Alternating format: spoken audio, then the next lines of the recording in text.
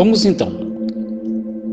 Para que eu coloque as minhas dúvidas, eu vou ter que especificar algumas coisas, porque às vezes a gente conta uma piada mal contada, e se a gente contar a piada pela metade, a piada ela vai sair ao avesso, ou ninguém vai compreender,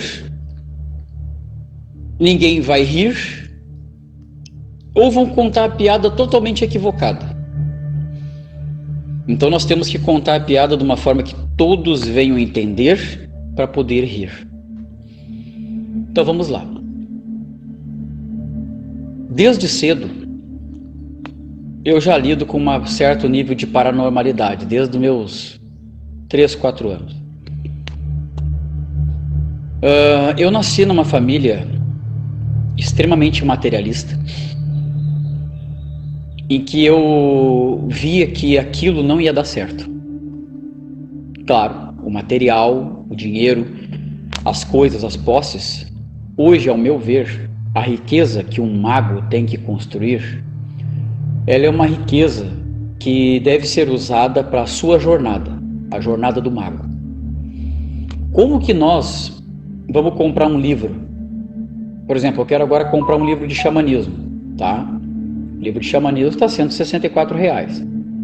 Eu quero comprar alguma coisa sobre magia angelical, R$168. Ritual e dogma de alta magia, R$75. Quero comprar livros ali específicos, tanto. Quero comprar um cadernão, quero comprar 5, 6 cadernos, várias canetas para fazer minhas anotações. Quero comprar incensos, quero comprar... Como é que tu vai comprar isso sem dinheiro? É difícil. Aí monta-se ali, vamos agora participar de um grupo aqui, vai ter o primeiro simpósio de magia aqui e tal. Como é que tu vai lá sem dinheiro? Né? Então eu vejo que o mago, ele utiliza do seu dinheiro para ele manter a sua jornada e deixar um legado para a posteridade depois que ele fizer a sua grande passagem, interromper o seu ciclo aqui. Eu gostaria de ouvir a minha primeira dúvida, minha primeira pergunta para vocês é como vocês, magos, estudiosos da força, vamos dizer assim, interpretam o ganho de riquezas, investimentos. Como que um mago, como que um espiritualista, ele lida com essa questão? Ele pode ser rico? Pode ser próspero? E se ele for, o que ele deve fazer? Como que o mago lida com a questão financeira? Não só de dinheiro que eu falo. Ouro, pedras preciosas, coisas que têm um lastro, porque nós sabemos que o dinheiro em si ele não tem lastro nenhum. Ele pertence ao sistema fiduciário. E o sistema fiduciário, ele é só um sistema de cédulas. Quem estudou a história dos bancos, como os bancos foram criados, sabem que o dinheiro ele é simplesmente uma nota de crédito. Como vocês lidam com a questão do dinheiro? Como o grupo é muito pequeno, é importante, isso é muito bom o grupo ser pequeno, porque aí as respostas fluem. Eu quero ouvir a resposta de todos vocês, se por gentileza.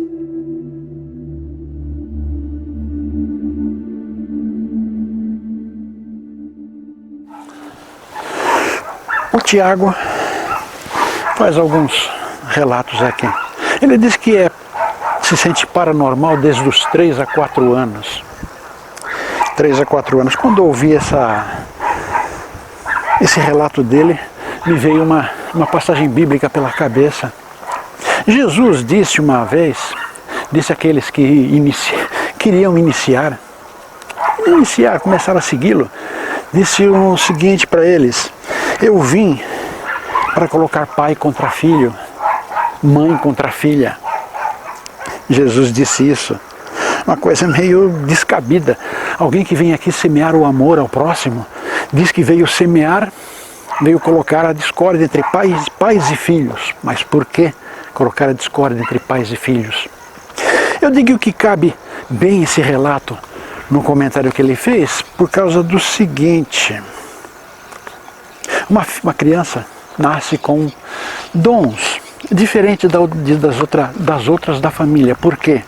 Porque a família é religiosa radical, evangélico, materialista, como ele diz, e nasce uma criança muito espiritualizada. É uma criança diferente, é uma criança especial. Não, tem outros aprendizados, tem outras missões, um tanto complicado da família entender. Então, a família começa a discriminar, coloca como doido, porque pelo dom está falando com mortos, está falando com o invisível, está falando coisas que não aprendeu na escola, em livros. É uma criança, um filho diferente, estranho, esquisito, tudo isso. Por quê? Porque tem uma formação espiritual diferente. Enquanto os pais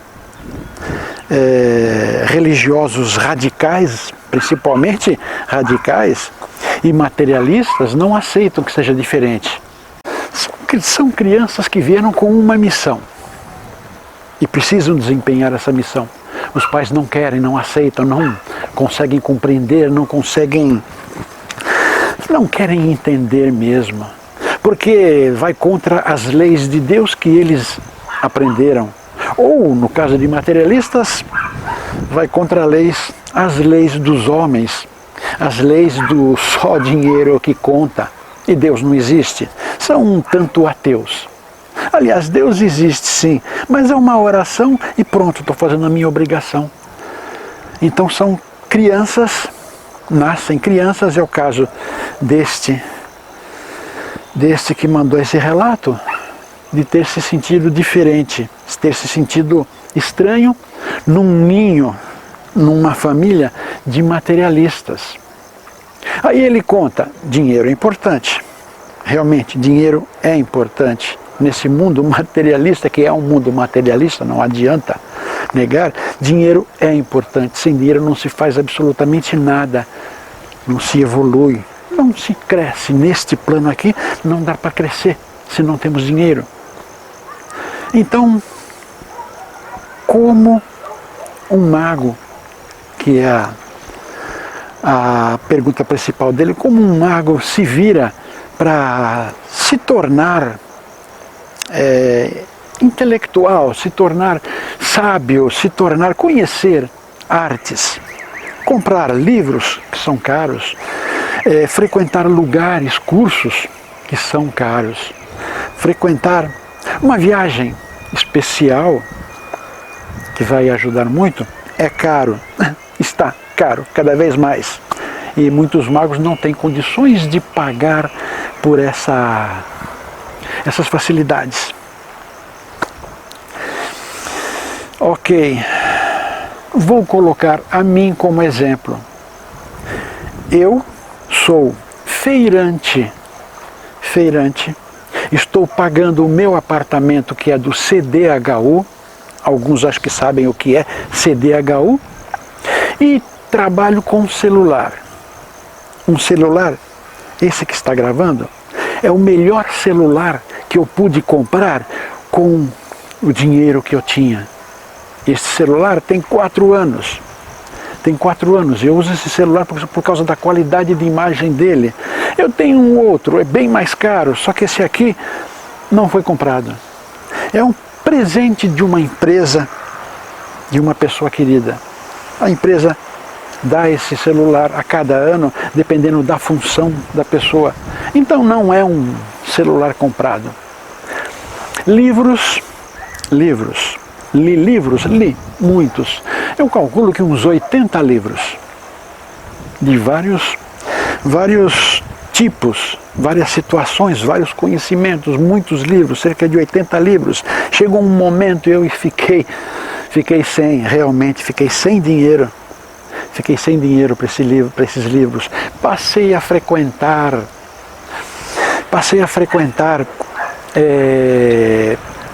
lojas de livros usados, sebo.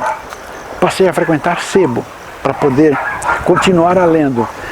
Por sinal, os melhores livros que eu consegui foram em sebo. Autores? Vários autores. Eu tive uma mensagem em 1990 e alguns. Eu tive uma mensagem que eu deveria ler de tudo e, portanto, passei a ler de tudo. Espiritualidade ou não, vários tipos de religiões, até magia negra. Para falar do bem, você tem que conhecer o mal. Senão, você não tem autoridade nem para falar do bem. Então, você tem que conhecer o mal. E foi isso que aconteceu. Li muitos livros. Não tenho mais esses livros porque, por condições financeiras, tive que me livrar deles vendendo para um sebo. Ou seja, eu tinha cerca de... Não, falar de valores atuais não vou conseguir, mas na época eu tinha mais ou menos 2 ou 3 mil reais que eu troquei por 150 reais, porque eu precisava de 150 reais para hoje, para o dia, eu precisava de 150 reais. Livros, eu escrevo livros, muitos livros, cada vez mais, escrevo cada vez mais livros versados em filosofia, em autoajuda, em comentários bíblicos, até histórias que a história não conta. Sim, histórias que a história não conta, muito interessante. Esses livros estão disponíveis. No final aí tem links para poder adquirir esses livros. Tem o livro físico, que é caro. Infelizmente, os livros aqui nesse país, livros físicos, são caros. Porém, há uma opção. Os livros virtuais. Livros virtuais são baratíssimos. Se consegue o livro todo, um livro inteiro, por poucos reais. 10 ou 15 reais, um livro inteiro. Os meus livros estão lá, a maioria por menos de 10 reais no momento. Porque com a inflação haverá necessidade de atualizar, mas eles serão sempre muito mais em conta que qualquer livro. Por isso, eu digo, quanto a cursos, vamos lá, cursos. Tentei fazer cursos, mas não consegui me dar bem. Não era o que eu procurava. Sabe aquilo? Você tem que saber o que está procurando. Se você não sabe o que está procurando, vai gastar dinheiro inútil em cursos. Vai gastar dinheiro inútil em cursos. Não vai muito além. Entrei, fiz cursos. Não era o que eu queria. Não era o que eu estava procurando. Eu estava meio perdido, né? Não era o que eu estava procurando. Abandonei o curso. Economizei. Eu não vejo assim. Eu deixei de aprender. Não, no curso eu não deixei de aprender nada. Viagens, fiz viagens. São Tomé das Letras, tem um link aí, uma playlist chamado São Tomé das Letras. Fui lá, fiz 30 vídeos em 30 horas úteis, tirando o sono, viagem. Em 30 horas fiz 30 vídeos, muita coisa. Fiz o que eu queria ir para lá, financeiramente agora, eu queria ir para lá, queria fazer vídeos, mesmo, só fazer vídeos, mais nada, mas financeiramente era uma coisa desproporcional para mim, financeiramente eu não tinha como. São Tomé das Letras, o último vídeo do playlist, conta algo muito interessante, uma situação muito terrível em que eu passei. O último vídeo da playlist São Tomé das Letras, procurem e assistam. Vocês vão ver que coisa interessante. Pois bem, procurava fazer vídeos, mas como eu vou para lá, translado, sai um valor. Dormir, vou ter que pagar, claro. Mas eu vou dormir onde eu não queria. Havia um lugar, foi onde eu fiz esses vídeos que estão lá, um lugar que eu queria ir, em especial esse lugar, meio da mata mesmo, muito gostoso, lindo, calmo, sossegado, delicioso. Não tinha como, era muito difícil conjugar tudo isso. De repente, uma excursão que eu tinha ido 8 ou 9 anos atrás, aconteceu. De novo, o preço saiu muito mais caro. saiu muito mais caro do que se eu fosse sozinho. Saiu muito mais caro. Eu fui numa excursão, mas eu fui sozinho na excursão, cheio de gente no ônibus, mas eu fui sozinho na excursão. Por quê? Porque não me dava bem com... Eu era desconhecido lá, como eu digo, fui de contrabando, ninguém sabia quem eu era, ninguém sabia disso aqui. Foram descobrir quando eu coloquei uma camiseta lá. Foram descobrir que havia um canal com esse nome quando eu cheguei lá. Mas eu fui. Paguei um valor um tanto alto, muito alto para as minhas condições financeiras, mas eu fui. Mas é se arriscar, é negar outros bens, outros benefícios para fazer para realizar produzir vídeos. E eu produzo vídeos porque eu sei, um dia vai ser visto, um dia vai ajudar, está ajudando já muita gente, mas um dia vai ser muito bem tratado. Então eu digo o seguinte: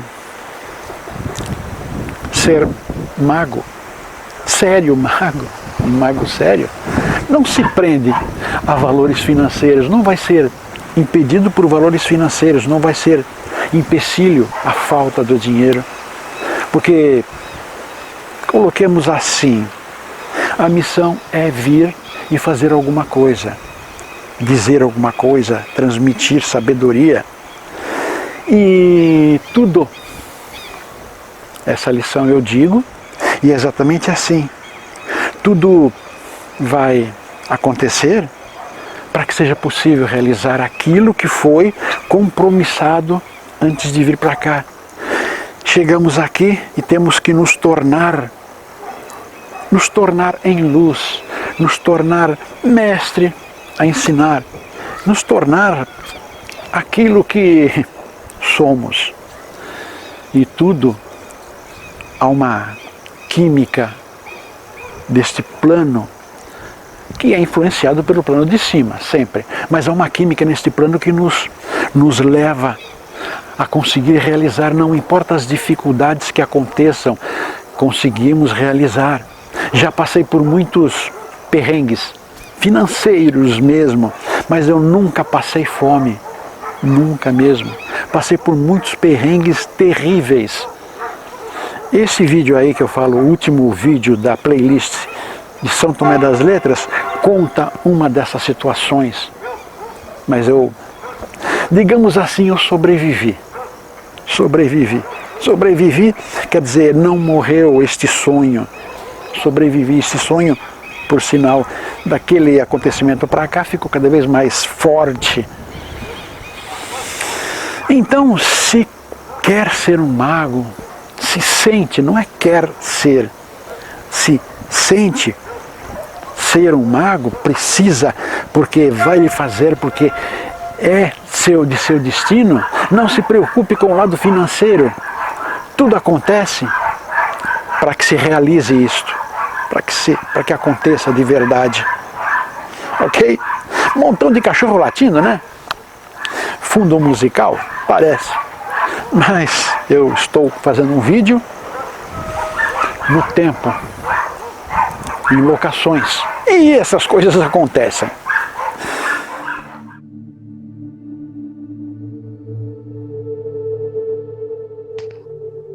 Por que eu pergunto a questão financeira? Nós vemos hoje em dia, eu vejo na minha mãe isso, vi isso no meu pai, vi isso em todos, e vejo a situação apertada com a qual os aposentados vivem. E um mago, um dia vai ser um aposentado. Os que são mais experientes no grupo, mais carregados de uma bagagem de números de idade, saberão que isso é verdade. Como um mago se prepara para a sua velhice? Um outro questionamento. Eu tenho 37 anos. Qual o conselho dos mais experientes para mim, na minha idade? Vou fazer 38 agora, dia 1º de setembro, signo de Virgem. Qual o conselho de vocês dos meus 38 aos 60, 62 anos? Quero ouvir os conselhos dos mais velhos. Aqui uma pergunta interessante. Mago se aposenta? Como se prepara para esse evento? Bom, antes de mais nada, aqui é um cemitério. Eu acho bonito. Me sinto bem aqui. Aliás, mago não deve ter medo de nada. Aquilo que ele tem medo, ele deve pesquisar. Por quê? Porque o medo está dentro e não aqui fora. Eu acho tranquilo, sereno este lugar. Mas vamos à pergunta. Mago se aposenta? Mago se aposenta. Essa é uma visão um tanto materialista, eu entendo. Mago se aposenta, ou seja, trabalha e um dia não precisa mais trabalhar para se aposentar. Eu entendo da seguinte maneira: mago jamais se aposenta. Mago jamais se aposenta. Porque mexer com o misticismo, mexer com o oculto, em primeiro lugar nós somos conquistados por esses acontecimentos, esses conhecimentos, somos conquistados, nos apaixonamos, puro amor. Então não tem como se aposentar, não tem como não quer abandonar os conhecimentos que conseguiu até então e todos os conhecimentos que virão, porque vêm cada vez mais, cada vez. Quando a gente se apaixona, quer abraçar cada vez mais, com mais carinho, com mais amor e não quer abandonar o fruto daquela paixão. Em qualquer sentido eu estou falando. Não quer abraçar, não quer abandonar o fruto daquela paixão. Então, conhecimentos é uma paixão, é um amor, é um néctar maravilhoso a ser experimentado, que nós experimentamos. E não queremos abandonar, não queremos nos aposentar. O corpo, sim, vai envelhecer, vai perder a força, músculos, poder os sentidos, olhos fracos, ouvidos enfraquecem. Vamos ficando velho, o corpo vai ficando velho. Lembro, certa vez, perguntaram para o Chico Xavier. E aí, Chico Xavier, ele já estava com uma certa idade. E aí, Chico Xavier, como está? Como você está? Eu estou bem, estou maravilhoso. O corpo já não está lá essas coisas, mas eu estou maravilhoso. Quer dizer, o corpo dele, de idade, já estava enfraquecendo, perdendo movimentos, envelhecendo. Mas o interior dele estava cada vez mais forte, mais poderoso. Ele estava fazendo coisas mais interessantes do que no início. Então, um mago não se aposenta. Mago não. Aquele onde habita o mago, esse vai enfraquecendo, vai precisando, aos poucos vai precisando de cuidados. Óculos, prótese dentária, prótese auricular, cadeira de rodas às vezes, depende, alimentação específica, o corpo vai envelhecendo, sim. Agora, não se aposenta de conhecer, não se aposenta porque é o seguinte, os conhecimentos adquiridos aqui serão somados ao que já sabíamos quando chegamos, e serão somados, cada vez que viermos, serão somados cada vez mais. Eu digo a vocês, não se preocupem quanto se aposentar, porque tenha certeza, a divina providência irá suprir suas necessidades até o último dia, se for uma pessoa do bem, iluminada.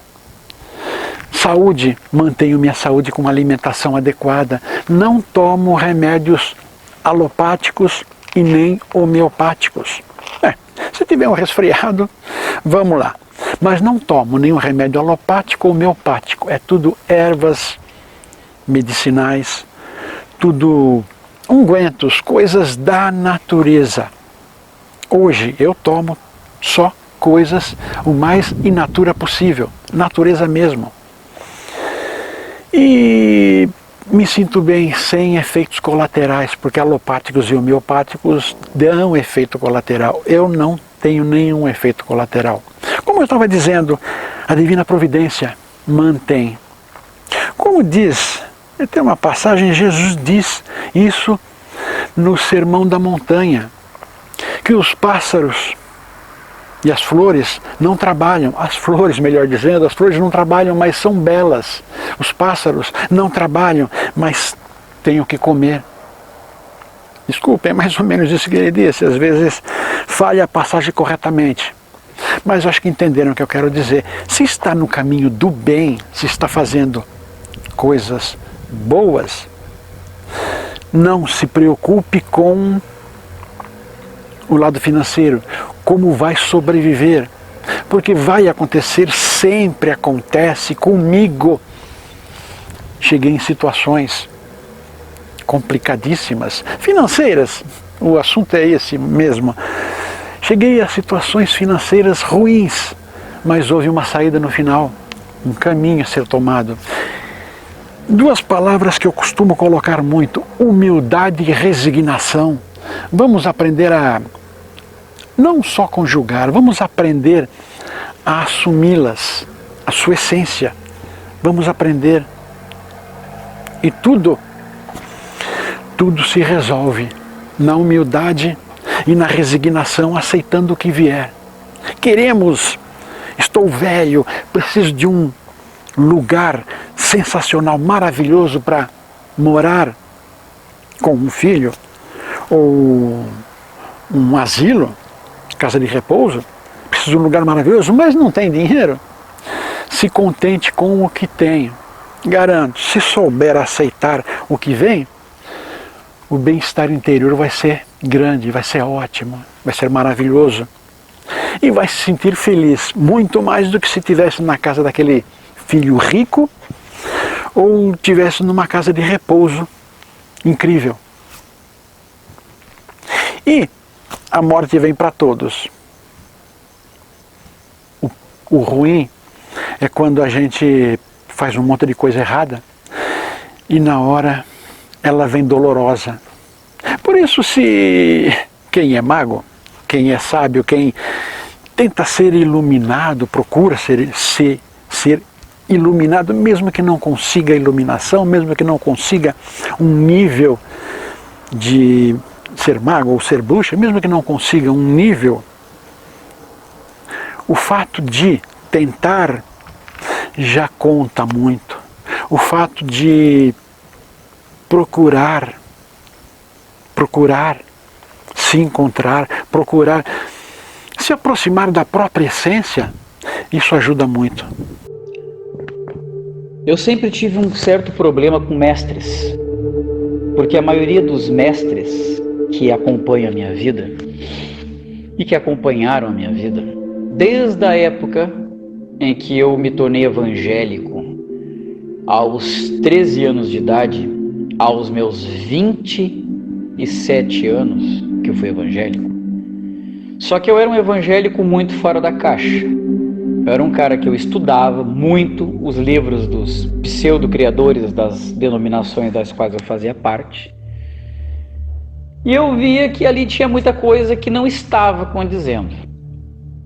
Comparava a religião espírita com a evangélica, a católica com a espírita, estudava os arquivos da Ordem Jedi, se é que vocês estão entendendo o que eu estou dizendo, e notava que muita coisa não estava condizendo. Então eu via muito interesse, muito jogo político dentro da religião. E quando o aprendiz precisava que o mestre sanasse muitas das suas dúvidas não eram sanadas. Era só mandado rezar o Pai Nosso, parar de escutar música do mundo, jejuar não sei quantos dias, enfim. E se tu não cumpre isso, tu tá no banco, tá aqui ferrado, tu vai pro inferno, etc e tal. E quando eu mais precisei da instituição igreja, a instituição igreja me abandonou. Aí, sem mágoas, eu não tenho mágoa de ninguém hoje em dia, eu compreendo que tudo foi por conta de um aprendizado. Então, nas artes marciais também, eu sempre tive um certo incômodo ao lidar com a figura do mestre. sou um pouco, não tão extremo como Paracelso, mas sou questionador da figura do mestre. Eu vi mestres nas artes marciais extremamente machistas, arrogantes. Também eu cuidava em mim para ver se isso não era o meu autorreflexo, mas não era, porque eu nunca fui disto. Então, eu observando a figura do mestre, eu notei que a figura do mestre é uma coisa irrelevante. Que antigamente nas antigas escolas se dava o trato do mestre ser primeiro, existia o aprendiz, o que aceitava tudo. Depois nós tínhamos o companheiro que questionava o mestre. E o mestre, aquele que foi o aluno, que um dia questionou e desenvolveu seus próprios métodos. O que acontecia? Nas artes marciais, o mestre nunca deixava você galgar, nunca deixava com que tu viesses atingir o nível correto. Só os que galgavam as suas faixas pretas eram aqueles que apanhavam quietos, não questionavam, tratavam o mestre como Deus e faziam a vontade total do mestre. Então eu compreendi que o mestre não tinha muita paciência com questionadores, e para mim eu tive em torno de pessoas que mais me fizeram crescer, eram buscadores e questionadores, que até mesmo dentro daquelas religiões ou dentro daquelas artes marciais, eles questionavam. Ah, mas o mestre, ele é bem machista, né? Tu viu como ele xingou a mulher dele no meio do tatame? Ah, tu viu como é que aquele aluno ali, o mestre passa a mão na cabeça dele e ele faz a vontade do mestre o tempo todo, ele faz chazinho pro mestre, ele é bem puxa-saco, ele tá em todas, ele é coroado e condecorado e o resto aqui é tratado que nem bicho? Ah, eu não vi nada. Ah, o mestre é Deus, a gente não pode falar nada. Eu disse, esse cara é fraco, eu não quero ficar perto dele não. E isso me fazia questionar os meus mestres. Quando eu questionava eles, a última conversa que eu tive com o meu mestre de Hapkido, ele me botou-lhe a boca, como se fala aqui no Rio Grande do Sul, dizendo que eu era insubordinado, que eu era uma pessoa que era um cara sem disciplina. Então eu questionei, disciplina para o senhor seria então eu aguentar os seus recalques, escutar o senhor gritando com os alunos, dando de vara na bunda dos alunos, embora Bodhidharma fazia isso com os monges no templo, né? Mas o senhor não é Bodhidharma, como é que fica isso? E os gritos do senhor com a sua esposa chegando em mim dizendo que o senhor é um machista, sua esposa com medo do senhor, como é que fica isso? Aí deu, aí pirou a batatinha, né? Então eu nasci para ser um questionador. Eu acredito que eu fui uma criança índigo e sou um adulto índigo.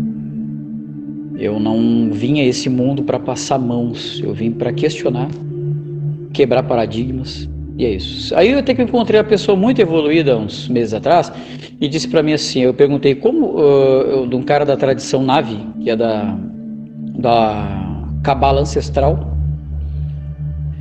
E durante uma live que eu participei, eu perguntei para ele como chamamos os mestres dentro da Cabala ancestral. Ele disse, chame de amigo, procure um amigo e siga com ele. Cara, aquilo me dividiu no meio, cara.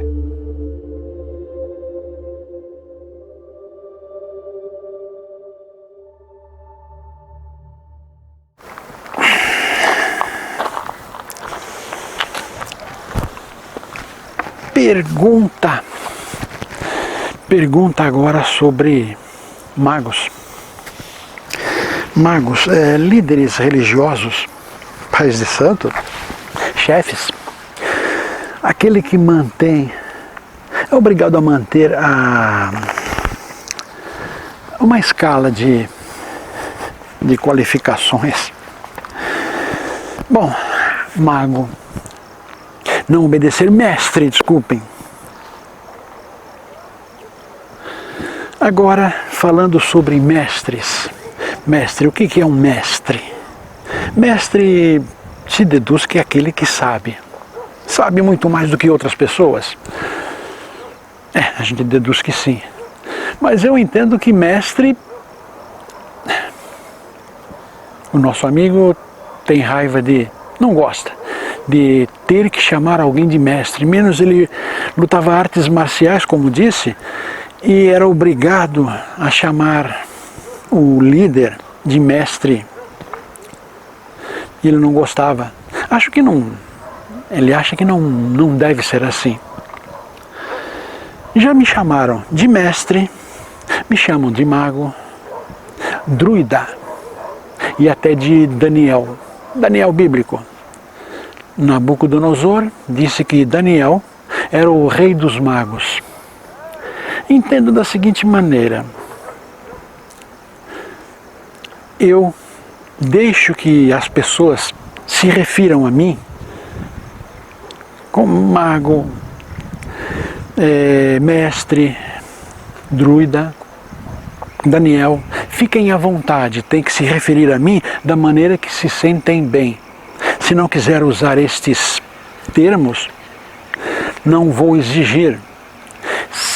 Me chamar de senhor até mesmo, não cobro, se houver um respeito. A única coisa que eu tenho exigência, que eu quero mesmo, que eu exijo, acho que eu tenho direito, é, durante estar expondo alguma coisa, uma pequena palestra, ou comentando algo, que não seja interrompido. Por quê? Eu estou certo ou estou errado no que eu estou falando? Se eu estou certo ou errado? Se a pessoa acha que eu estou errado, não interrompa, ouça tudo o que eu tenho a dizer. Depois que eu termino, aí exponha seu ponto de vista, sem exagerar nas colocações, sem se engrandecer. Eu estou certo e você está errado. De jeito nenhum. Ponto de vista, como eu disse, cada um acha algo diferente sobre uma situação. Então, vejo que não é assim que se faz, não é assim que devemos agir. Ele disse também que frequentou igrejas. Ele era evangélico. Ele disse que começou a vida religiosa frequentando igrejas. Começou por ser família evangélica, mas viu muita coisa estranha na igreja, os pastores aproveitavam muito. Frequentou vários segmentos, mas não se deu bem com nenhum. Eu nasci, minha época, nasci na religião católica, como todo mundo acho que nasceu na época, era católico. Em certo momento me tornei umbandista por causa de um problema de saúde que seria curado por um orixá, por trabalhos para um orixá. E saí de lá e não fui para lugar nenhum. Não frequento nenhuma religião, seita, dogma, não frequento nada.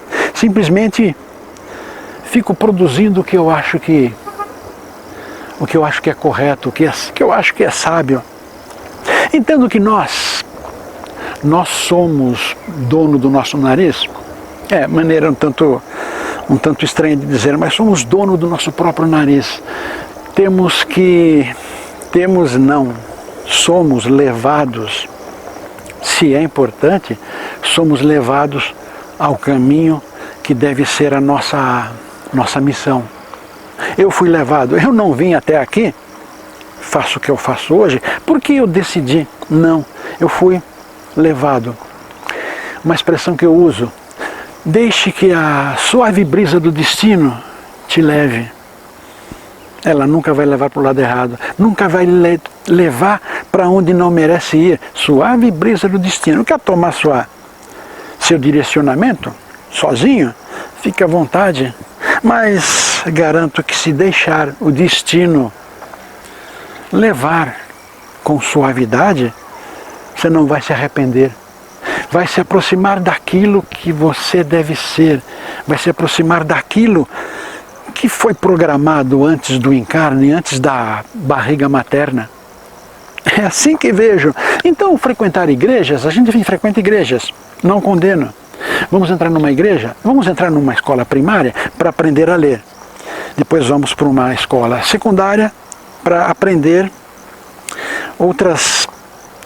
um vocábulo mais complicado. Depois a faculdade daquilo que queremos trabalhar e vamos nos aprimorando. Chega um ponto em que iremos superar todos aqueles conhecimentos. Ou seja, estamos nos preparando para abrir as asas. Um certo momento vamos abrir as asas e iremos navegar, pairar por lugares que nenhum desses cursos nos propiciou, nenhum desses cursos nos ensinou. Ou seja, vamos começar a ensinar. Vamos começar a trazer conteúdos que não existem. Na vida é assim também. Entramos numa religião, entrei na católica, depois eu entrei numa espírita, que era umbandista. Depois eu saí, tentei outros lugares diferentes, outras seitas, outras religiões diferentes. Não entrei em nenhuma. Fiz fazer parte, não entrei. Mas fui enriquecendo. Tem aquele religioso radical, detesto gente tapada, radical, sai de uma igreja evangélica, igreja espiritualista de algum tipo, e vai para uma igreja evangélica principalmente, e começa a dizer que só tinha demônio lá. Não é assim. Estava num lugar em que lhe fazia bem. Amadureceu o que deveria amadurecer lá. E passou para outro lugar, em que vai amadurecer mais um pouco. E vai para um terceiro, quarto, vários lugares. Pode ser que nunca pare de trocar de casa de orações. Casas cristãs e não cristãs também. Pode passar por todas as casas, porque precisa de todos os conhecimentos que essas casas vão dar em seu momento.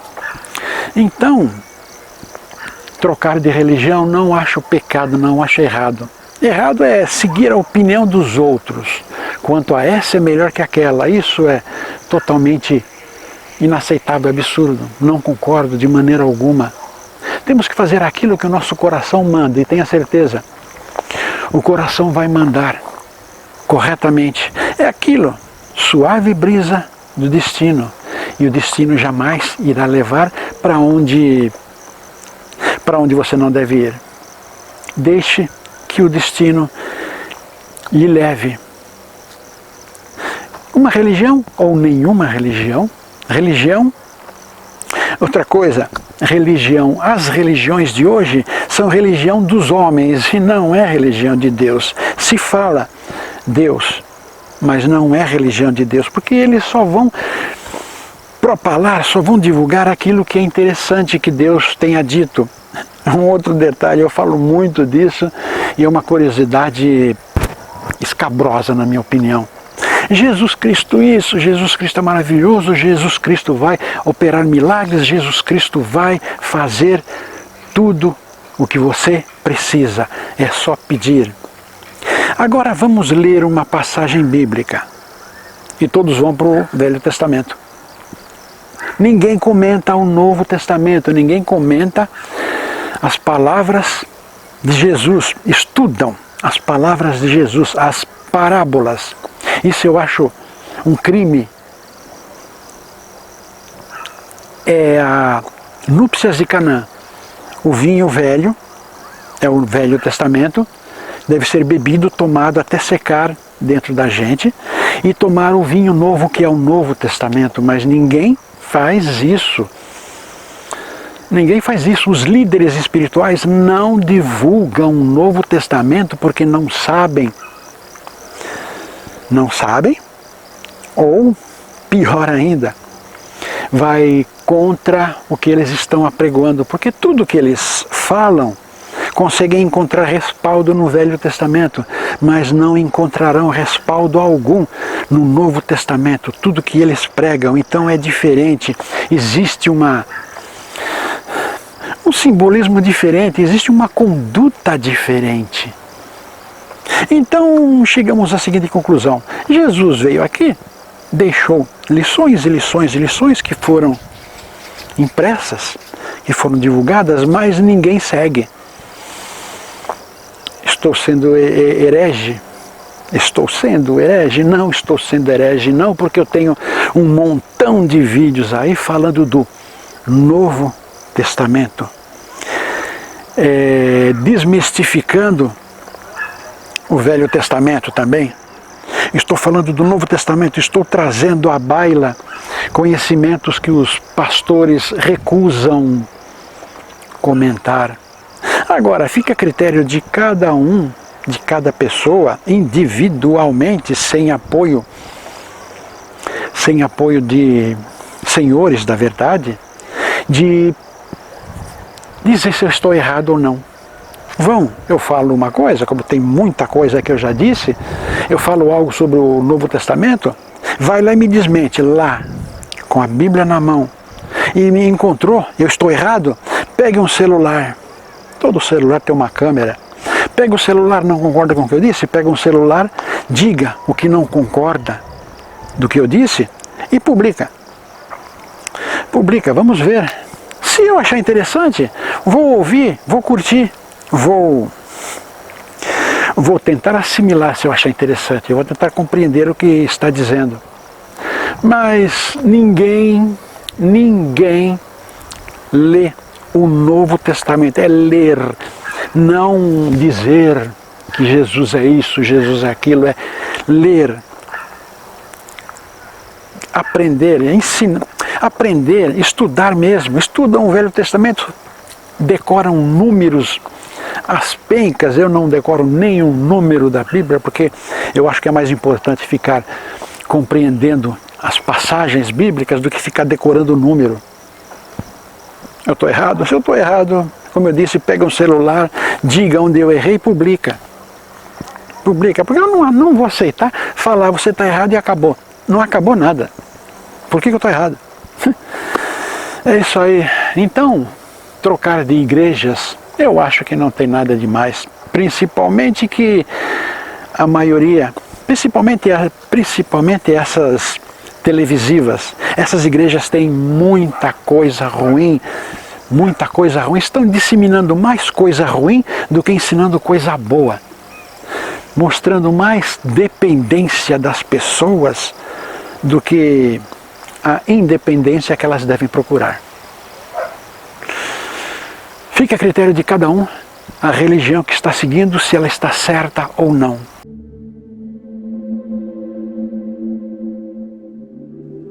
A resposta dos outros foi aquela resposta assim, uns 35% não sabe o que é Deus, nem questionam o que é essa grande energia. 20% dos magos disseram que iam pesquisar. Já temos 50% aí. Mais 30% deles começaram com respostas do tipo: esta pergunta é demais para o meu intelecto, pois meu intelecto é superior. Eu não posso me rebaixar respondendo a pergunta tão elemental. O mago ou o buscador bobalhão, que tem o bobalhão, né? É aquele cara que tu chega e te apresenta para ele assim, ó: olá, bom dia, boa tarde, tudo bem? Prazer, Tiago. Ele olha para ti, dos pés à cabeça, e diz para ti assim: o meu nome é Leandro Leonardo Zezé de Camargo e Castilho, conde de Terra Nova. E vós, quem sois? Meu nível espiritual, cara, é o que mais a gente encontra. Então essas figuras, e se dizem mestres também, me fizeram desacreditar totalmente da figura do mestre. Eu acredito mais em Rasputin como mestre do que uns caras desses. Pode observar que no Ocidente não existe mestre. Existe Madame Blavatsky, Rasputin, Conde de Saint-Germain. Mestre é uma figura mais oriental. Então eu acredito que todos somos buscadores. Alguns com mais experiência. Alguns buscadores bobalhões e outros buscadores gente fina. E vós, o que tendes a me dizer sobre isso? Pergunta agora: Deus existe? Aos sábios, 35% dizem que não sabem quem é Deus. 20% dizem que vão pesquisar e outros 30% dão risada. Os outros porcento não está aqui nessa pesquisa. Pois bem, Deus existe ou não existe? Quem é Ele? Uma pergunta a muitas religiões. Isso aí é pecado, perguntar sobre isso. Eu vejo como pecado é ter dúvidas e não ir atrás. Ter dúvidas sobre quem é Deus, por que não podemos ter dúvidas de quem é Ele? Pecado é não ir atrás, não procurar saber uma resposta que nos convenha, que nos elucide, que nos faça sentir bem. Isso não é pecado. Pecado é ficar na ignorância e se manter ileso. Não vou perguntar porque isso não deve ser perguntado. Pois bem, quem é Deus? Eu vou dizer quem é Deus. Deus somos nós. Em atômicas partículas, minúsculas partículas de Deus. Deus se fez carne, o Filho de Deus, Mãe de Deus e outros termos tantos que estão no Novo Testamento que eu já disse muita gente não lê. Então, eu digo, Deus existe ou não existe? Deus existe e Deus não existe. Deus não existe dentro dos conceitos que todos tentam colocar, que Ele está lá em cima, onipotente, onipresente, onisciente. Sim, Ele é onipotente, onisciente, onipresente. Mas Ele não está lá em cima, porque o lá em cima, ninguém diz onde é o lá em cima. Dizem que é acima do paraíso, que é acima do inferno. Não. Entendo que Deus, por um instante, a maneira de dizer dele existir. Por um instante ele se colocou em dúvida de, será que eu poderia ser melhor? Será que você poderia ser perfeito? Estou colocando a sabedoria dele em jogo. Estou colocando a perfeição dele em dúvida. Estou colocando? Parece que sim. Mas não. A sabedoria dele na minha opinião, é assumir ter de melhorar. Assim como nossa sabedoria. Nós somos sábios, mas temos que sempre melhorar. Estamos aqui encarnação após encarnação para melhorar. Então, Deus, na minha opinião, não existe como aquele colocado pelas religiões. Pela maioria das religiões criadas pelos homens. Deus não existe dentro dessas religiões. Minha opinião, meu livre-arbítrio, que eu tenho livre-arbítrio, todo ser vivente tem o seu livre-arbítrio, acreditar e desacreditar das coisas. Eu tenho meu livre-arbítrio e digo, Deus não existe dentro dos conceitos que são colocados nessas religiões. Porém, Deus existe porque somos infinitésima parte dele. Somos o corpo matéria. Ele era corpo matéria? Ele era corpo, mas não era matéria como nós conhecemos. Ele era corpo energia. Energia. Entendo que ele era unicamente energia positiva, que existia só energia positiva. O bem gera energia positiva, a caridade gera energia positiva. Luz interior nossa gera energia positiva. Tudo que é bom gera energia positiva. Pois bem, entendo que ele, enquanto uno, só era energia. Não existia conceito de positiva, negativa, não existia conceito de bem e o mal, não existia nada que hoje nós conceituamos, não existia. Porém, por um lapso, por um instante, por um será, ele deixou criar dentro dele energia negativa. Aí passou a existir a dualidade, energia positiva, energia negativa, bem e o mal. A dualidade passou a existir. E para eliminar, que não é da existência dele, ter uma energia ruim. Então, para eliminar, ele se fez em 7 corpos. Apocalipse, no trono de Deus,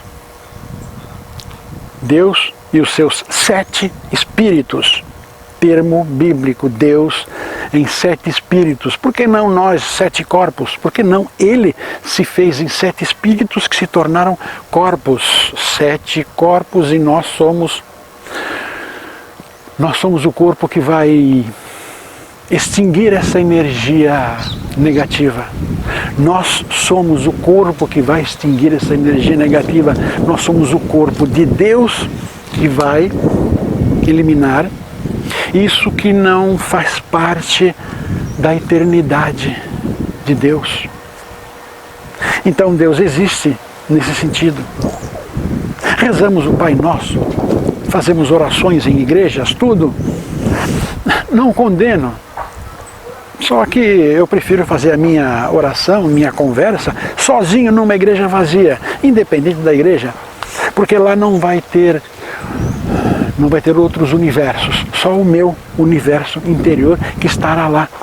Estará dizendo, intuitivamente, estará dizendo muitas coisas, estará me mostrando muitas coisas, não irá me encher de baboseira, não irá me encher de coisas que eu terei que me livrar depois, coisas que eu não acredito, eu vou ter que me livrar depois. Porque quando estamos com alguém, um doutor da lei, ele nos induz aquilo que ele acha conveniente. E o que ele acha conveniente, infelizmente, está sempre ligado ao mercantilismo religioso. Mercantilizar Deus, Jesus. Mercantilizar a fé, que é um pecado enorme, que eu acho um erro, e é um erro. Então Deus existe?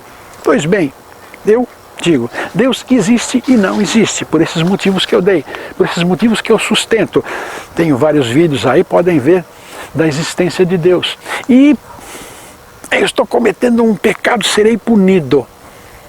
Quantas vezes eu já ouvi isso, serei punido, sou um herege, sou um maldito herege. Tem um vídeo aí também com esse título, sou um maldito herege. Agora, herege por quê? Se eu tenho confiança, tenho fé, acredito na existência de Deus, deste que eu estou falando. Acredito, eu somei conhecimentos, procurei esclarecimentos, eliminar dúvidas, para poder chegar e dizer uma coisa forte dessas. Então entendam que cada um de nós tem que acreditar naquilo que lhe faz bem, naquilo que está preparado interiormente, está preparado espiritualmente para acreditar. Se Deus existe ou não, fica do critério de cada um, e não do critério dos outros sobre nós.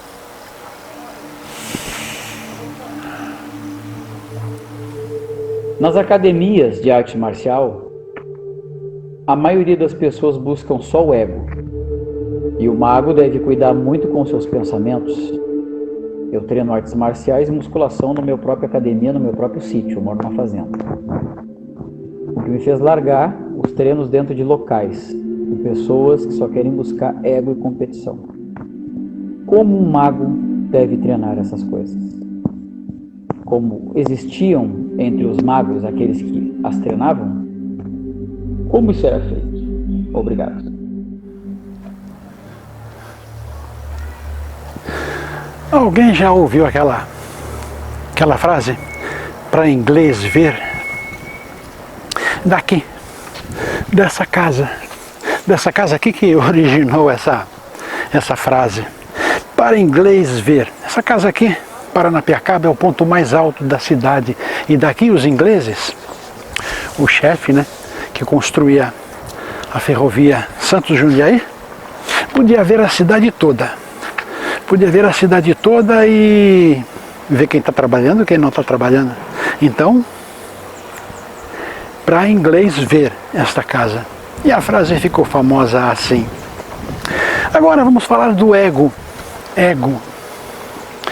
Eu coloco como ego o sobrenome do demônio, o sobrenome do capeta, de Satanás, ego. Aquilo que envenena as pessoas, envenena o ser, envenena todos aqueles que querem ser melhores que os outros, o ego. E assim o mundo continua, o ego. As pessoas não têm muito a mostrar, muito de valor a mostrar, então ficam com seu ego inflado. Continuam a não ter nada para mostrar, mas continuam com o ego inflado. Vão se tornando cada vez melhores na opinião deles, cada vez mais donos da situação, cada vez mais sem sentido. Porque se perdem nesse ego. Se perdem nesse ego, se tornam desvalorizados por tudo isso. Robert Holden, filósofo brasileiro, costumava dizer que devemos praticar o egocídio. Devemos praticar a morte do ego, eliminar o ego na gente. Difícil fazer isso, né? Porque primeiro precisamos assumir que temos um ego, que estamos com o ego muito inflado. Poucos conseguem fazer isso, poucos conseguem assumir.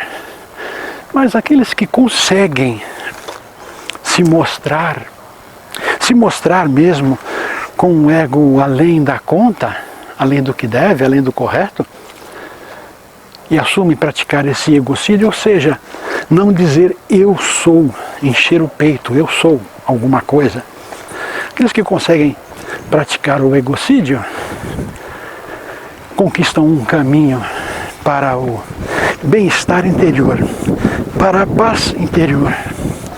Conseguem viver muito melhor com seus iguais, parentes, amigos, do que se mantém o ego, porque esse ego machuca os outros. Sem perceber, o egoísta machuca as outras pessoas, torna as outras pessoas escravas do seu desejo. O ego. Ego? Não concordo.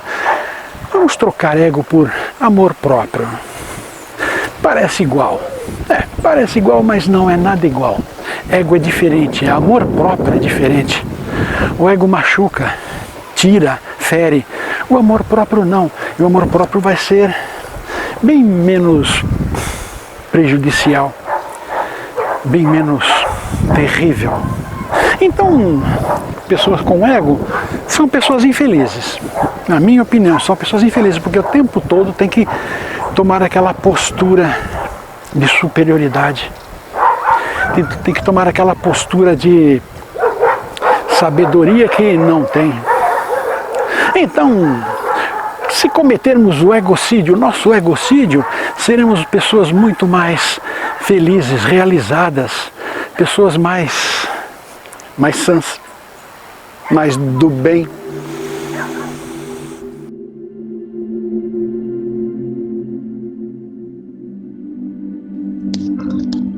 Um outro questionamento. Magia se comercializa?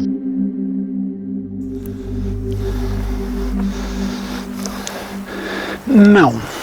Magia não se pode comercializar. Não é correto. Eu vejo da seguinte maneira: dai de graça o que recebeste de graça. Então temos um dom de fazer o bem para alguém, temos o dom de curar, o dom de receber mensagens, tudo. Recebemos isso de graça, são dons que temos de respeitar, temos que fazer que sejam entendidas. O nosso lucro, vamos colocar assim, o nosso lucro não será financeiro, o nosso lucro será espiritual. A soma do que temos espiritualmente, somado, porque são lições. Vamos receber uma missão, vamos executá-la com sabedoria e não teremos que voltar aqui para fazer mais coisas. É um dom. Comercializar magias, comercializar dom, é fazer barganha com Deus, fazer barganha com quem nos deu este dom. Então comercializar não se comercializa. Aliás, muitos comercializam, sim, e acabam assumindo algo mais para resgatar no futuro. Assim que eu entendo e assim que é a pura verdade, nós não estamos aqui para barganhar, para vender os dons de Deus que nós recebemos. Estamos aqui para repassar, para ajudar aos outros, em todos os sentidos que pudermos. O que vocês podem me falar sobre a prática da magia angelical? Magias angelicais. Eu não acredito. Sendo bem curto e grosso, eu não acredito em magias angelicais. Por quê? Bom, como eu disse, muitas vezes eu não entendo, não sei, não conheço um termo, não conheço sobre o assunto, então eu vou ver do que se trata, que muitas vezes tem a ver com alguma coisa que a gente já sabe. Portanto, eu digo, não acredito em magias angelicais. Magias angelicais seriam deuses, anjos, mais precisamente anjos promovendo magias, promovendo acontecimentos incomuns. Como eu disse, nós somos, como eu digo, né, nós somos os anjos caídos, 1/3 dos anjos caídos, materializando, encarnando 1/3 dos anjos caídos. Portanto, nós não temos poder de fazer magias, nós não somos anjos com poderes. Sinceramente, eu vejo poderes ruins, porque só fazem coisas grandes e não promovem a evolução do ser. Não promovem a evolução do ser. Simplesmente me sugere fazerem coisas por benefício das pessoas, benefício dos seres, benefício material principalmente, sem que traga a eles evolução interior, conhecimento de coisas do destino, sem respeitar leis kármicas. Sem respeitar leis kármicas. É assim que eu entendo, assim que eu vejo e não concordo, exatamente por ser desta maneira, não concordo com magias angelicais. Tanto que os exemplos que eu consegui apanhar são coisas absurdas demais. Tá? Construir algo que não existe ou destruir algo que existe. Construir algo que não existe vai contra as leis da física. Aqui temos que obedecer leis da física, temos que obedecer todas as leis da física, porque somos matéria. Viemos de algum lugar.